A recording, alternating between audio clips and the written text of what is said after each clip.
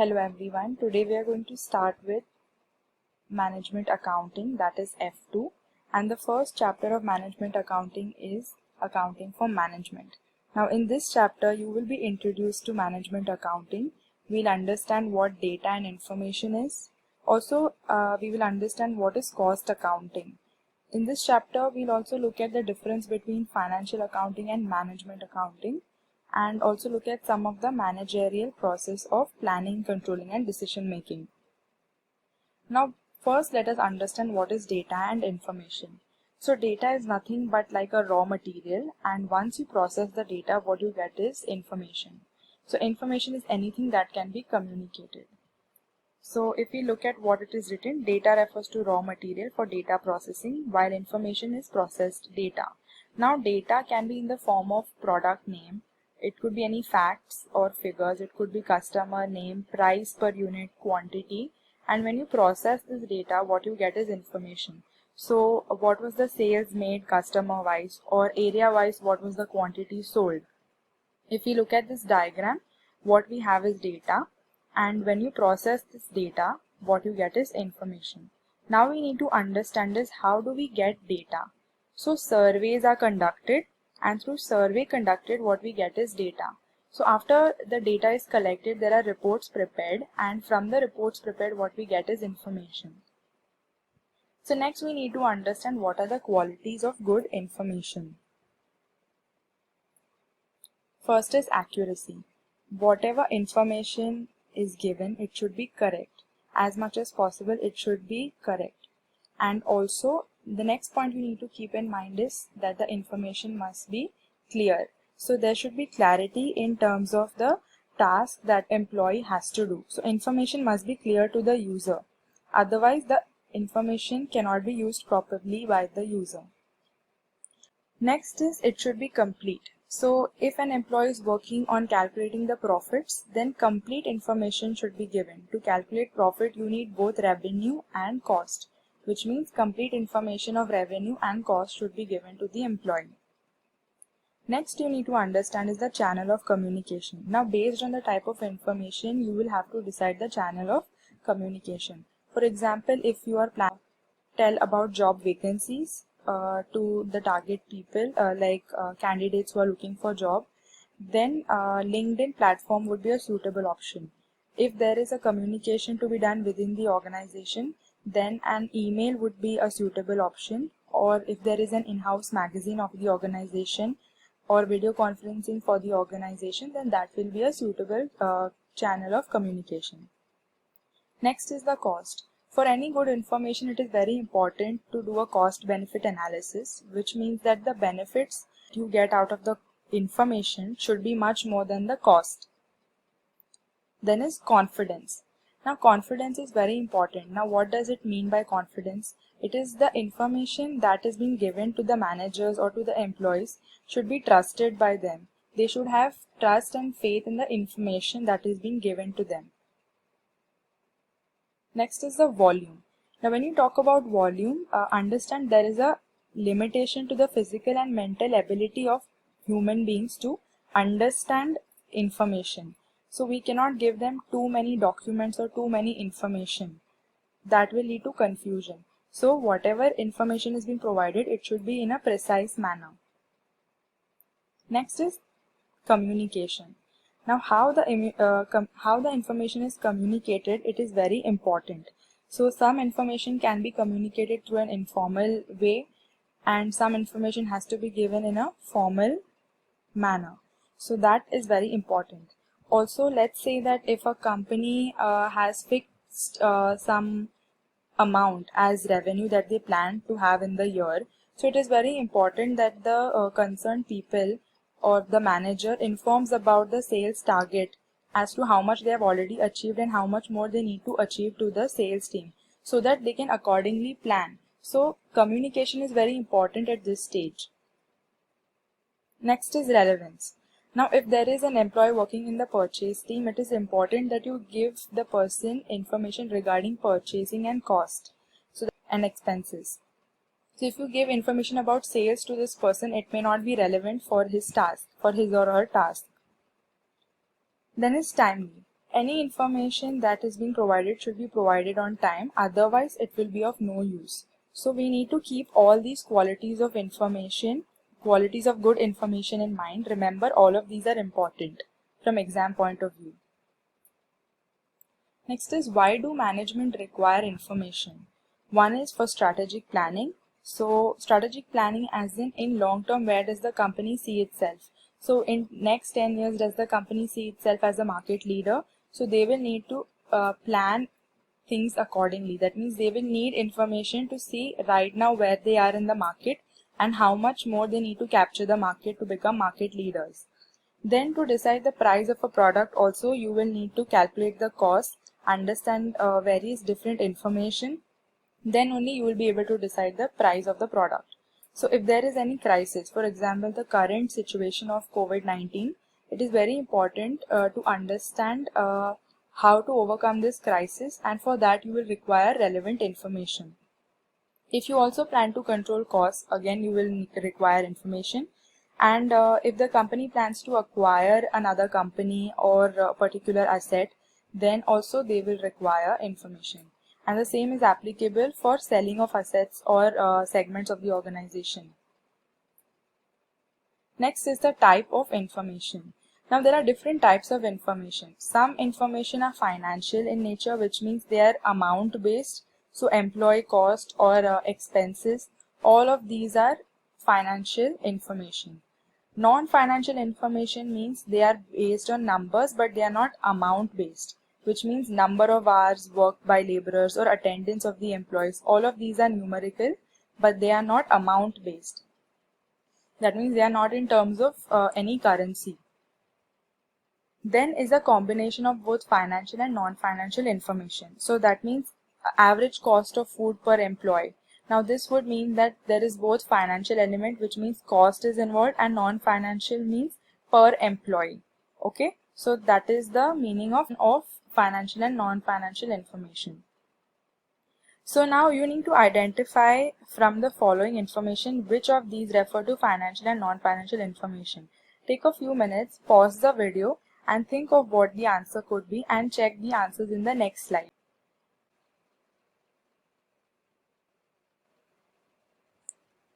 Next, we need to understand is planning, control and decision making. These are known as some of the managerial process.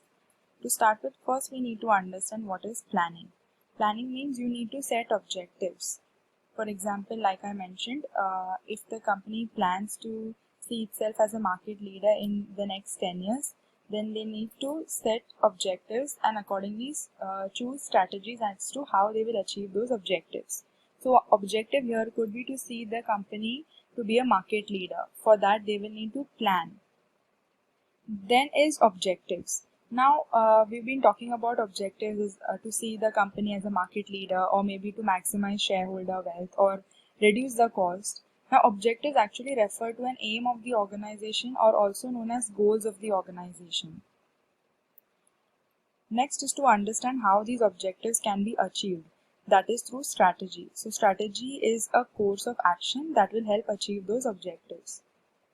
Now planning that can be done to achieve these objectives is either a short-term or long-term plan. So some of the objectives could be either to maximize shareholder wealth, or to reduce cost, or rather whatever resources are available that should be used to an optimum level. Or the companies could also plan that they would provide good quality products. That can also be an objective of the organization. The example of market share which I gave you all, that is also something that can be as an objective for the organization.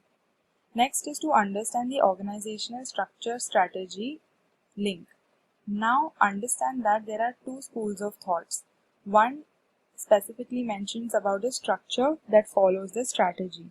Now in this, what it means is that the organization will develop a structure in order to implement a particular strategy. So that is why structure follows the strategy. Next school of thought is of the opinion that the strategy follows structure, which means that the structure of the organization limits the number of strategies available. That is because the strategy of the organization is determined or influenced by the structure of the organization. For management accounting, we have to understand that we don't have to study in detail about the school of thoughts. Rather, we only have to understand that there is a link between strategy and structure. Next is planning. Now, planning means corporate planning or long-term planning. There are tactical level planning as well, short-term planning. When we talk about corporate planning, that is long-term planning, it should select the suitable course of action, that is the strategy, to achieve those objectives. Now, when we talk about long-term planning, this could be plans for more than 1 year or 5 to 10 years. The market share example which I gave you, the company sees itself in the next 10 years as the market leader. So that becomes a corporate planning. And in detailed and lengthy process, definitely, because corporate planning requires a lot of information, and since it is for the next 10 years or 5 years or more than 1 year, which means it has to be detailed and it is going to be a lengthy process. Now, the entire planning process can be divided into different stages. First is to assess the organization. You need to understand the organization, understand the strength, weakness, opportunities, threats for the organization, understand what are the expectations and what the future looks like of the organization. For example, if the company is into selling plastic, then there is a possibility that in the future there could be a ban on plastic. It is already implemented in India, but there could be a complete ban on plastic, and that means that there is no much future for the company. So which means it will have to see what are the other options available for the organization. Next is the external environment. What are the other factors within the economy or external to the organization that can affect the entity. Next is the objective stage. Here corporate objectives are to be selected. Like we mentioned, we saw a few examples of objectives like maximizing shareholder wealth, minimizing cost. All of those are some of the objectives. So in this level, we'll have to decide what is the objective that the company plans to achieve. At the evaluation stage, they will see what are the different ways in which the objectives can be achieved. So different strategies will be seen and the best course of action will be selected. So here is where the corporate plan stage, where the best suitable option will be selected after the evaluation stage. Now we need to understand that all the above stages are a part of long-term strategy planning. To implement the corporate plan, you will need short-term planning. Obviously, we saw that the corporate plan is a long-term plan which is for more than 1 year or 5 years, 10 years. It could be any other number of years, which means we will also have to implement short-term plans. We'll have to see how to achieve this goal over a shorter period of time. Then we'll also have to see how different departments in the organization itself will be achieving the target. For example, if the company plans to become a market leader or they plan to increase the revenue over the next 10 years, that means they'll have to see every year how much revenue do they plan to increase. Then they will have to see how each and every department has to work in order to increase revenue. These function-wise or operational plans could be monthly or annually. Next is the control stage. Now control can be divided into two stages. One is stage 1. So here there will be reviewing of performance with the plan and any deviations will be identified to be corrected. Next is review the corporate plan and modify the plan if required. So in stage 1 we will review the performance that has already been done. So actual results will be compared with what was planned, and if there are any deviations then that will have to get corrected. In stage 2, it will be seen whether there is a need to change the plan itself, and accordingly it will be modified.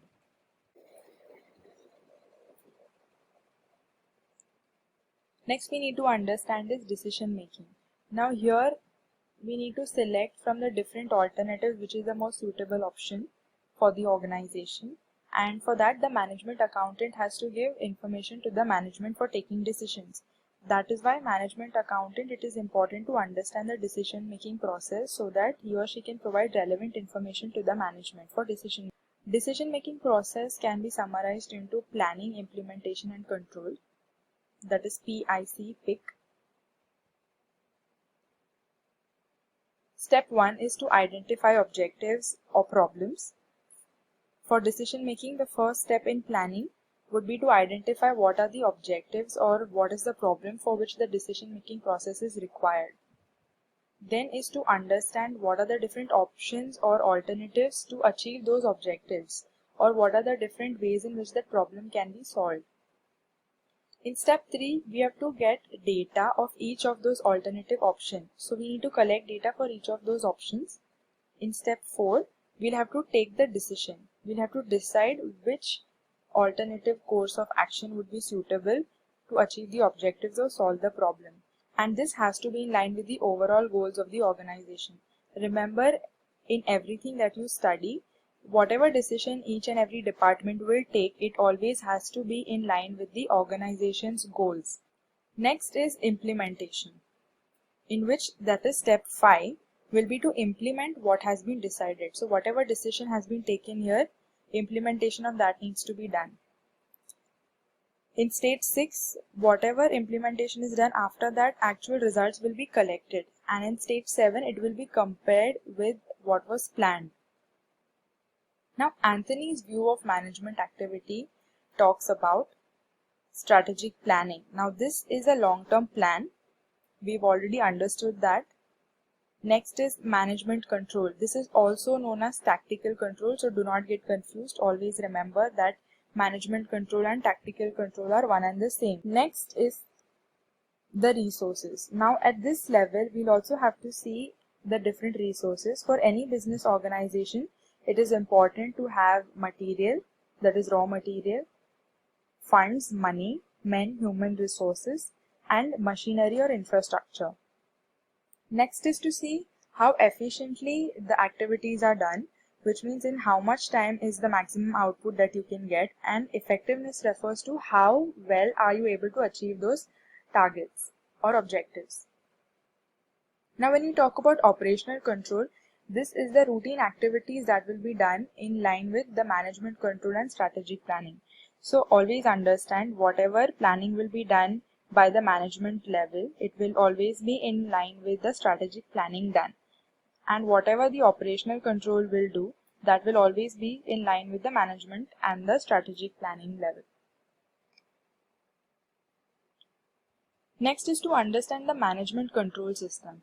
Now this is a system to measure and correct activities that have been performed by the subordinates or employees so that they are in line with the organization's objectives. Remember, I had also mentioned this in one of the previous slides. It is all very important to note that whatever objectives will be set by each and every employee or a particular department, they always have to be in line with the organization's goals and objectives. And there are certain elements of management control system, that is planning. Again, here you need to identify what needs to be done and what is expected of it. Next is to record in detail all the plan. Then is to actually implement the plan and measure the actual results. Then you will have to evaluate. So whatever the actual results are obtained, that will have to be compared with what was expected. So what was implemented will have to be measured with the actual results. And then if there is any modification or correction required, that will have to be done. Now about different forms of information, the first is strategic information. Now strategic information is at the highest level, which means it will consider both internal and external source. Remember, we saw in one of the previous slides that you will have to assess the organization and also the external environment of the organization, which means the information will be from both internal and external source. Obviously, the plan is going to be for long term because it is done at the strategic level, that is at the highest level, and the plan will be for the entire organization because it's done by the top level people. This is somewhat an ad hoc basis, which means that the planning is done, the information at this level is on somewhat an ad hoc basis because there's an element of uncertainty about the future. So nothing will be exactly accurate at this level, and the information at this level will be both qualitative and quantitative, which is numerical. So there could be information based on the quality of the service that the organization plans to give, or if there were a lot of complaints about the entire manufacturing process, if their products were defective, then the information collected would be in terms of both qualitative and in terms of numbers, that is quantitative. Next is the tactical information. Now in tactical information, it is mostly going to be internal, and that is why the information is also going to be at the internal level. Now this is going to be for a short to medium term. We saw that in strategic it's for a long term. Now this will be for a short and medium term. And again this is going to be at a lower level as compared to the strategic information. And this will be for department level activities. Since this is done by the top management, this is done by at a department level. So it's going to be more of a routine nature, and obviously it's going to be more in terms of numbers. It's going to be more of numerical information, that is quantitative. Now moving on to operational information, this is obviously going to be internal and it's going to be focusing more on day-to-day level. So that is on an immediate term. It is going to be highly detailed because it is at this level the actual implementation of all the tasks are going to be conducted. All the implementation work is done at this level. And again this is going to be department wise, activity wise, and the information at this level is going to be on a very frequent basis, and again it has to be numerical. Now understanding about financial management accounts is important. So financial accounts are prepared for parties external to the organization, and that's shareholders or bankers if you plan to apply for a loan. So they are external to the organization, the bankers. Next is to look at management accounts. They are prepared for internal managers. So if the top management plans to implement certain strategies that they have been thinking about. For example, we mentioned about becoming a market leader or increasing revenue over a period of 10 years. Then for that you will need information that will be given from management accounts. Then both the financial accounts and management accounts are actually prepared using the same type of data, which means that both the type of accounts will require information on profitability, cost, sales. But the difference between the two type of accounts is that the way in which the data is analyzed. In both the accounts, the data is analyzed in different ways. To understand the difference between financial and management accounts is very important. So first is, in financial accounting, assets and liabilities are recorded. Whereas when you talk about management accounting, it is about giving information for internal managers. If you talk about financial accounting, the information is on profits. Remember, sales, cost, and then whatever the differences would be, profit or loss. But in management accounting, the decision-making activities of the entity is considered. The information in financial accounting is for shareholders or for tax authorities or for bankers, and it is also referred by customers and suppliers. But for management accounting, there is no legal requirement to prepare any management accounting financials or reports. Next is, you need to show performance of a fixed period. So if we look at most of the financial statements, they are for a particular year. So from April to March, that is one financial year. Whereas when you talk about management accounting, it could be for any number of periods, or it could be on a monthly basis, or it could be based on certain activities. When you talk about financial accounting, there are certain legal requirements that need to be followed. For example, for limited companies, they will have to follow the Companies Act. Then there would be certain accounting standards that need to be followed. When you talk about management accounting, it will consider both financial and non-financial information. So financial information we've understood, sales, profits, cost, etc. But non-financial information means what? That refers to the number of employees, attendance of the employees, or the number of complaints given by the customers, all of that. Now when you talk about financial accounting, remember that it talks about a historic view of the business activities in monetary terms. If you see that we are talking about whatever has happened, it's about the past when you talk about financial accounts. But in management accounting, remember, it is done for decision making, which means it's a planning tool for the future. Now when we talk about cost accounts, what we need to keep in mind is that it is a part of management accounting. So uncertain, since it is related to future. Now what does this mean? When we talk about cost accounts, there is a lot of budgeting and planning for the future which is involved, which means it is uncertain to an extent since it is related to the future. It is a bank of data and useful for management accountant. In cost account, we will see that a lot of data and information will be available, and that can be used by management accounting to give it to the management team so that they can take decisions based on the data and information provided by management accountant. Examples of cost accounts is budgeting and costing. Like I already mentioned, if you talk about budgeting, it is uncertain to an extent because we are talking about the future, and from the name itself of cost accounts we understand it is related to costing. So what are the costs, like raw materials, labor, overheads, direct expenses? So information related to all these factors are considered. When we talk about management accounts, it is communicating of information to users using financial data. Now talking about the aims of cost accounts.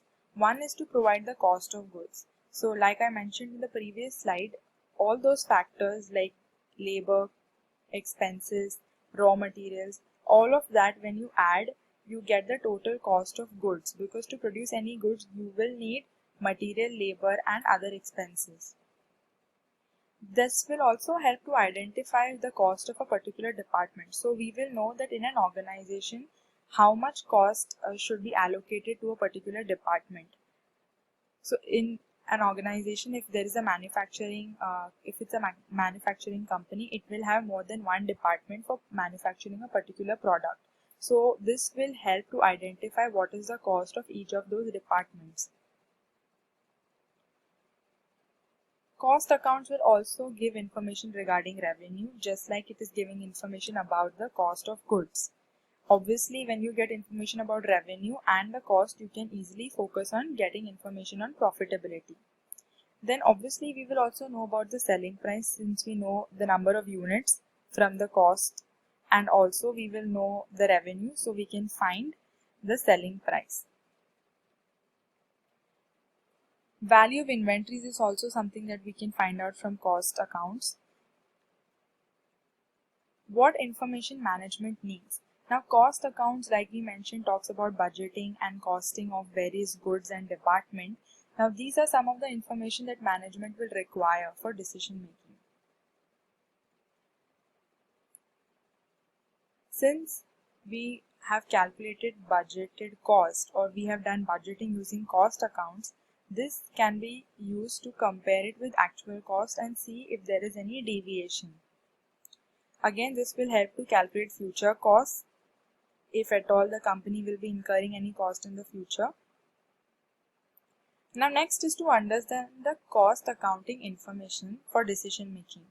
Now generally cost accounting information is unsuitable for decision making. Why is it unsuitable for decision making? Because if it does not incorporate uncertainty in it, then it will not be suitable for any decision making related to the future. Also, the information which is required for decision making is different from information provided by traditional cost accounts. So that is another reason why to an extent it can be unsuitable. To give a summary of everything that we studied in the chapter, first we started with understanding data and information. We saw how data is a raw material that gets processed, and then we get this information. Then we understood the different qualities of good information like accuracy, clarity, complete, cost, and many other qualities of good information. We also saw the different types of information: financial, non-financial, combination of financial and non-financial. Then we also understood the planning process, assessment, corporate planning, evaluation, and objective.